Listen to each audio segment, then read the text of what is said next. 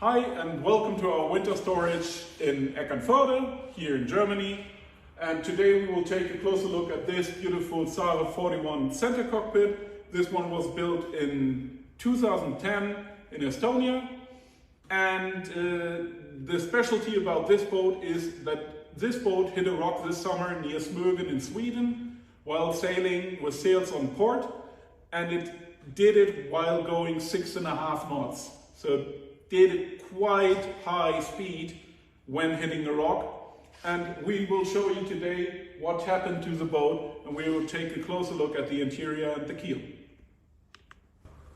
So what is special about our hull and keel construction is to this gap, maybe you can see it on the camera, in this area, that's where the hull ends. So this up to here is all part of the hull, part of the GRP of the hull. From here on downwards, we have a full lead keel. And this changes a lot, especially regarding the damage. If you take a closer look at the damage, I will give you an idea how big it is. So it's about 10 centimeters wide and 27 centimeters long. And you can see the lead keel took a lot of the impact already and just deformed. So the lead is not gone, it's just more compact, and you can see it went to both sides a bit. And that's special about lead because it takes away a lot of the kinetic energy already. And the special thing about this damage in particular is that the boat hit the rock with 6.5 knots and it came to a full stop. Usually the boat jumps up and scratches over the rock. So then you would have scratches on the bottom side of the keel, but we don't have that here. So the boat really came from 6.5 knots down to 0 in less than a second. And that's what happened here. And I can already tell you there were 2 surveyors checking the boat, checking the GRP from inside and outside, and they found no damages to the GRP. And that's due to the lead keel. And also the advantage of the lead keel is, since this damage happened, if we would have a steel keel, then we would have rust on the keel and we would need to sand the keel or sandblast the keel and add new primer. Right now what we will do is we will hammer the lead back in place, and then we will add some putty or some filler, epoxy based, and then renew the anti-fouling. So it's rather simple work what we need to do on this keel. Special about this boat is that this is a boat which was still laminated by hand. So nowadays the hulls and the decks are vacuum infused by using only vinyl ester resin.